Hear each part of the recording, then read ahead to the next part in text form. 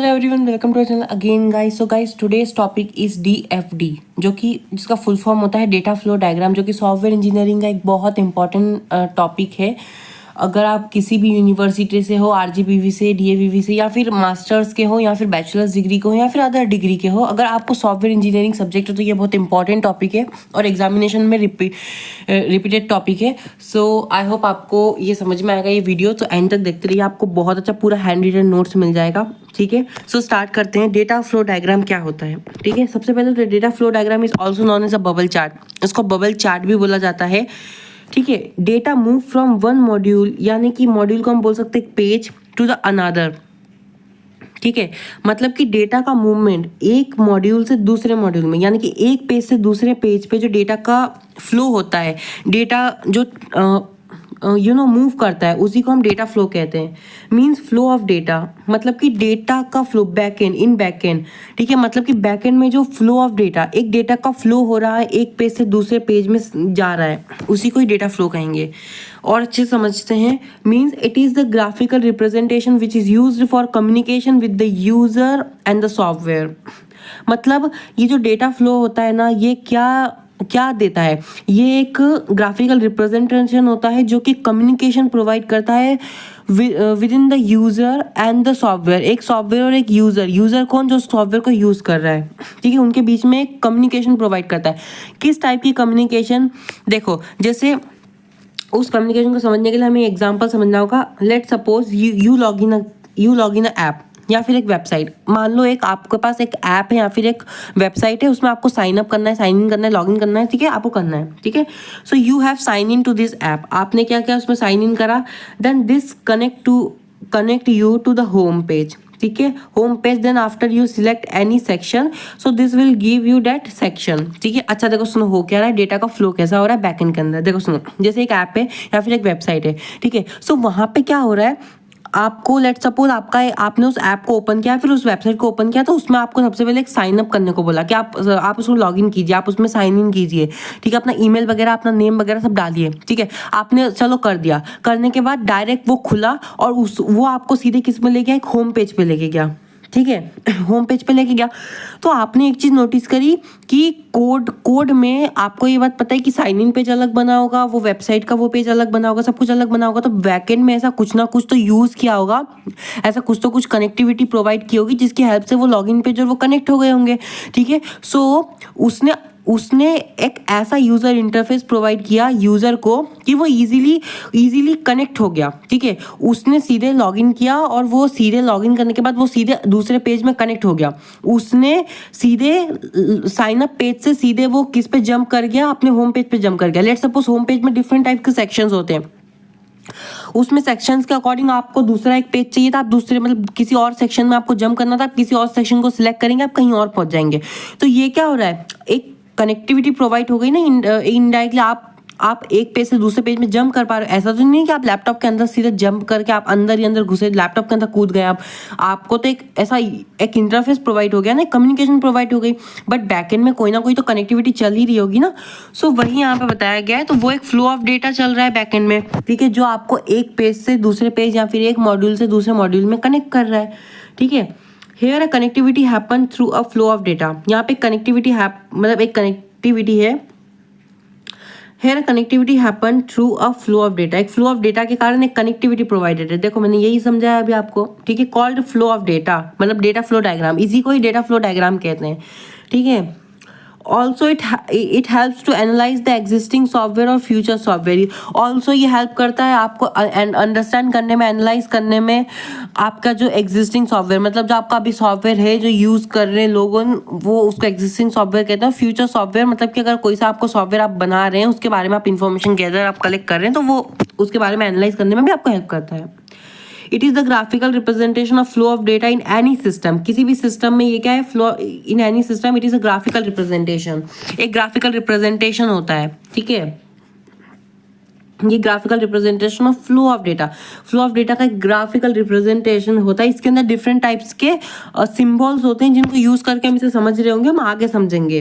ठीक है, by DFD you can easily understand all the functionality of your software. ठीक है, मतलब कि आप DFD की हेल्प से जो है आप अंडरस्टैंड कर सकते हो आपके सॉफ्टवेयर की जो फंक्शनैलिटी है उसको क्या कर सकते हो आप अंडरस्टैंड कर सकते हो। ठीक है, सो ये सबसे पहले तो ये है कि ये था पूरा का पूरा फर्स्ट पेज। अब इसके बाद हम आते हैं सेकंड पेज पे।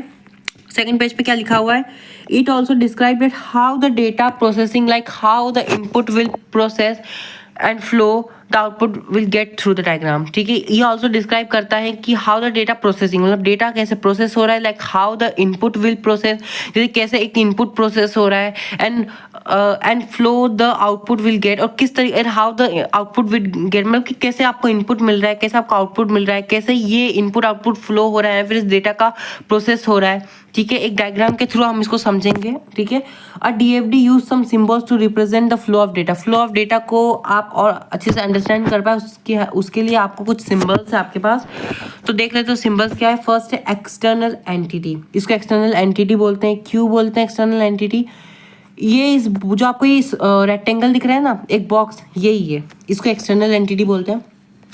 इसको आप इनपुट आउटपुट बॉक्स भी बोल सकते हैं। ठीक है, means input and output will store in this box. Input और आउटपुट इसके अंदर क्या होता है, स्टोर होता है। ठीक है, अब डेटा फ्लो, अब एक होता है डेटा फ्लो। ठीक है, सेकेंड है डेटा फ्लो। अच्छा, इनपुट आउटपुट बॉक्स में मतलब कि जितने भी आप इनपुट दे रहे होते हैं या फिर आपको जो आउटपुट आपको डिस्प्ले होने वाला होता है वो आपको किस में मिलता है, इसमें मिलता है, इस बॉक्स में मिलता है। ठीक है, एक होता है डेटा फ्लो। डेटा फ्लो को इस एरो से रिप्रेजेंट करते हैं। ठीक है, it tells the flow of data. ये फ्लो ऑफ डेटा को क्या करता है, रिप्रेजेंट करता है, मतलब it tells the flow of data. Data का फ्लो बताता है कि डेटा किस तरफ फ्लो हो रहा है, राइट साइड फ्लो हो रहा है, अप साइड फ्लो हो रहा है, तो ये फ्लो ऑफ डेटा को रिप्रेजेंट करता है।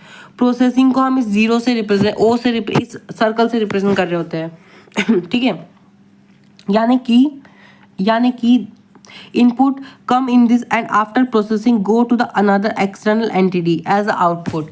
ठीक है, तो ये प्रोसेस वही देखो, सुनो प्रोसेसिंग कैसा है, जैसे कि इनपुट कम इन दिस, जैसे कि इनपुट आया, ठीक है, इनपुट सेक्शन में स्टोर हुआ, ठीक है, उसके बाद फ्लो ऑफ डेटा हुआ, उसके बाद उसको प्रोसेस करना है उस इनपुट को, तो वो इस प्रोसेस बॉक्स के अंदर, इस प्रोसेस सर्कल के अंदर आएगा।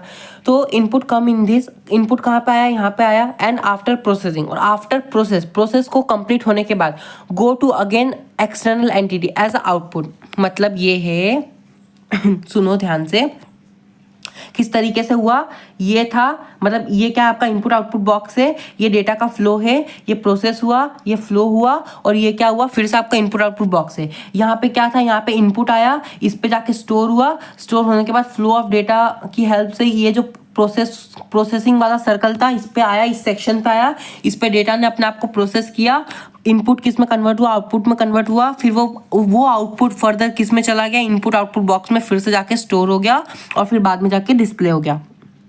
आई होप आपको अच्छे से समझ में आया होगा। ठीक है, हाँ, तो डेटा स्टोर, अब डेटा जो फाइनली स्टोर होता है वो इस डबल लाइन से रिप्रेजेंट करता है। It haves to store the data sorry, ये हेल्प करता है आपको डेटा को स्टोर करने में। ठीक है, अच्छा, अब हम आ जाते हैं हमारे ये वाले पेज पे। कुछ IMP पॉइंट्स है। For having the processing it should have input and output. ठीक है, हाँ, एक IMP पॉइंट ये है कि कोई भी डेटा प्रोसेस होने के लिए it is compulsory to have input and output. मतलब अगर कोई इनपुट ही नहीं होगा तो डेटा प्रोसेस कैसे होगा। तो कोई भी प्रोसेस होने के लिए आपका इनपुट होना बहुत ज़रूरी है, तो जाके आपको आउटपुट मिलेगा। तो इनपुट आउटपुट होगा तो ही जाके प्रोसेस होगा। मतलब एक तरीके से प्रोसेस किस पे डिपेंड है, हमारे इनपुट पे डिपेंड है। क्योंकि देखो, अगर इनपुट ही नहीं आएगा तो प्रोसेस क्या होगा, समझ रहे हो ना मेरी बात। एग्जाम्पल फॉर, यहाँ पे आप देख सकते हो, एक इनपुट था जो आया, उसने अपने आप को प्रोसेस किया और फिर आउटपुट देके चला गया। तो अगर ये वाला इनपुट ही नहीं होता, ये वाला होता ही नहीं, तो प्रोसेस क्या होता, प्रोसेस नहीं होता तो आउटपुट क्या मिलता। समझ में आ रहा है ना मेरी बात। Without input how process for output, देखा, विदाउट इनपुट आप आउटपुट के लिए कैसे प्रोसेस कर सकते हो। Also input need for data storing, input को नीड होता है डेटा को स्टोर करने के लिए। ठीक है, तो इस तरीके से डेटा स्टोर होता है। डेटा स्टोरिंग के लिए कौन सा सिंबल यूज करते हैं, ये डबल लाइन को यूज करते हैं। ठीक है, data after processing one time either will go for storing और गो फॉर प्रोसेस 2। देखो सुनो, एक डेटा है वो पहली बार प्रोसेस हुआ, मेरी बात सुनो, जैसे ये इनपुट आया, रुको थोड़ा सा नीचे करते हैं। हाँ, तो ये देखो यहाँ पे इनपुट है, ठीक है, मतलब एक डेटा है, उसने क्या किया, एक बार प्रोसेस किया, ठीक है। तो इसके दो कंडीशन बनते हैं, एक इनपुट आया उसने यानी कि एक डेटा आया, उसने अपने आप को प्रोसेस किया, प्रोसेस करने के बाद आइदर उसको एक आउटपुट में कन्वर्ट कर देगा, यानी कि उसका प्रोसेसिंग खत्म हो गया, और अगर उसका प्रोसेसिंग नहीं खत्म हुआ, उसको दोबारा प्रोसेस करने की नीड पड़ी, तो हो सकता है वो एक बार दोबारा P2 यानी कि प्रोसेस 2 में फिर एक बार होने चला जाए, एक बार प्रोसेस हुआ, दूसरी बार भी प्रोसेस हुआ, फिर जाकर उसका आउटपुट मिला। तो ये भी पॉसिबल है, ऐसा सिर्फ नहीं है कि एक डेटा सिर्फ एक ही बार प्रोसेस कर सकता है, नहीं, एक डेटा मल्टीपल टाइम्स भी प्रोसेस कर सकता है, ठीक है। ये इनपुट आया फिर जाकर आउटपुट मिल सकता है, तो इट इज कंप्लीटली पॉसिबल, ठीक है। तो देखते हैं हम लोग एक हम लोग रियल लाइफ एग्जांपल से समझने की कोशिश, मतलब रियल लाइफ नहीं, मतलब एक एग्जांपल से हम समझने की कोशिश करते हैं। देखो सबसे पहले मुझे एक इनपुट था जो कि ये स्क्वायर, मतलब कि सॉरी रेक्टेंगल, ये जो एक बॉक्स है, इस बॉक्स में जाके मेरा इनपुट क्या हुआ, स्टोर हो गया। इनपुट क्या है, मेरा डेटा है, ठीक है, जिसको प्रोसेस करना है। तो ये P1 नाम का एक प्रोसेस है, प्रोसेसिंग है। तो यहाँ पे क्या हुआ, मेरा डेटा प्रोसेस हुआ, ठीक है। यहाँ पे दो कंडीशन बनता है, या तो वो एक आउटपुट में निकल जाए, आउटपुट में निकलने के बाद वो फिर से ये वाले बॉक्स में जाके स्टोर होगा यहाँ पे, फिर जाके वो डेटा किसमें, मतलब वो जो फाइनल डेटा है वो क्या होगा, एक यहाँ पे जाके डबल लाइन में स्टोर हो जाएगा। क्यों, क्योंकि स्टोरिंग ऑफ डेटा के लिए हमने किसको यूज किया, इस डबल लाइन को यूज किया, ठीक है। ये हो गई आपकी पहली कंडीशन, ठीक है।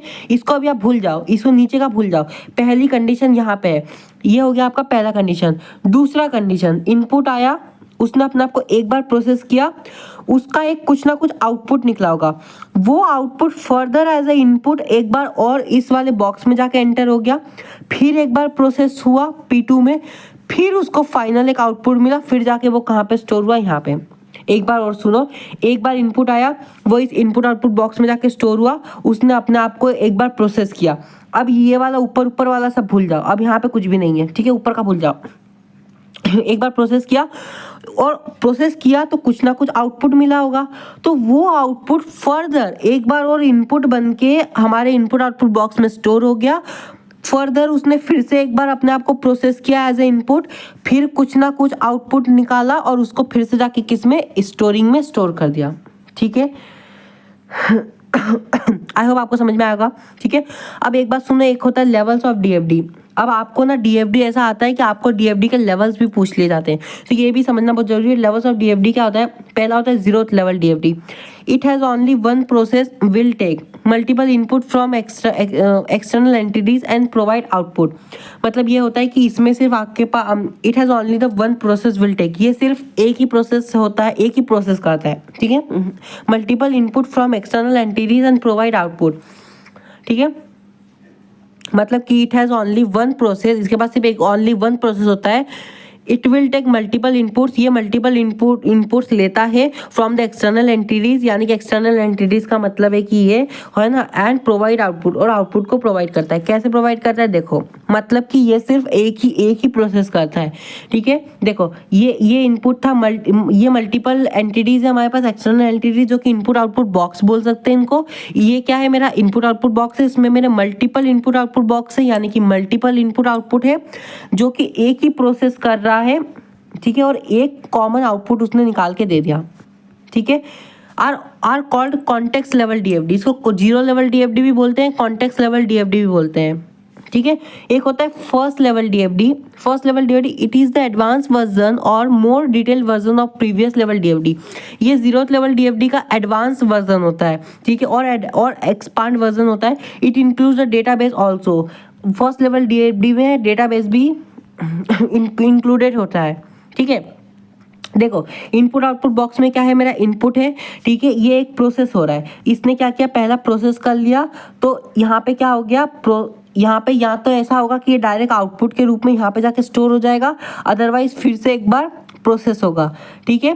प्रोसेस होने के बाद ये स्टोर होगा, स्टोर होने के बाद क्या होगा, ये फिर से एज अ आउटपुट कहाँ पे जाके स्टोर हो गया, हमारे उस पे, किस पे, हमारे ये इनपुट आउटपुट बॉक्स में, क्योंकि वो इनपुट बॉक्स भी है और आउटपुट बॉक्स भी है, ठीक है। तो ये जो है ये डायग्राम किसका है हमारा, ये डायग्राम है हमारा फर्स्ट लेवल डीएफडी का, और 0th लेवल डीएफडी का आपने देख लिया। इसको और अच्छी तरीके से समझते हैं हम लोग, एक एग्जाम्पल लेके, लाइब्रेरी मैनेजमेंट सिस्टम, ठीक है। लाइब्रेरी में ये जो LMS है, ये क्या है, एक लाइब्रेरी मैनेजमेंट सिस्टम है, ठीक है। यहाँ पे हमने ये प्रोसेस है, ठीक है। देखो ये मेरा स्टूडेंट है जो कि इनपुट समझ लो इसको, तो इसको क्या चाहिए, लाइब्रेरी से बुक इशू करवाना है, ठीक है। तो देखो सबसे पहले क्या है, एज अ इनपुट उसने क्या दिया, उसने लाइब्रेरी मैनेजमेंट सिस्टम में बुक की इंफॉर्मेशन प्रोवाइड की। एज अ इनपुट उसने क्या डाला कि मुझे ये वाली बुक चाहिए, उसने बुक की इंफॉर्मेशन दी कि मुझे ये वाली बुक चाहिए, मैं इसको इनपुट दे रहा हूँ, उसने इनपुट दिया। वो बुक क्या हुई, सबसे पहले प्रोसेस हुई, प्रोसेस होने के बाद लाइब्रेरियन को वो बुक क्या हो गई, गेट हो गई, यानी कि वो इन्फॉर्मेशन जो है ना बुक की, वो लाइब्रेरियन को मिल गई प्रोसेस होने के बाद, ठीक है। सॉरी, ठीक है। लाइब्रेरियन को क्या मिल गई, वो मिल गई। उसके बाद लाइब्रेरियन ने क्या किया, उसको इशू कर दिया, उस बुक को सबसे पहले इशू करा। तो इशू करने के लिए भी एक प्रोसेस हुई होगी, तो वो इशू की प्रोसेस हुई, फिर से एक बार प्रोसेस हुई, ठीक है, फिर से एक बार प्रोसेस हुई, और गेट बुक आउटपुट, और एज अ आउटपुट उस स्टूडेंट को वो बुक मिल गई। देखो बहुत ज़्यादा कचरा हो गया, एक बार और देखते सुनो। ये मेरा क्या है, इनपुट बॉक्सेस है। इनपुट में कौन है, मेरा एक स्टूडेंट है और एक लाइब्रेरियन है। बीच में क्या है, मेरा लाइब्रेरी मैनेजमेंट सिस्टम है, ठीक है। सबसे पहले एक स्टूडेंट आया, स्टूडेंट को एक बुक चाहिए थी, उसने बुक की information as a input process होने के लिए दी, तो वो प्रोसेस हो गई।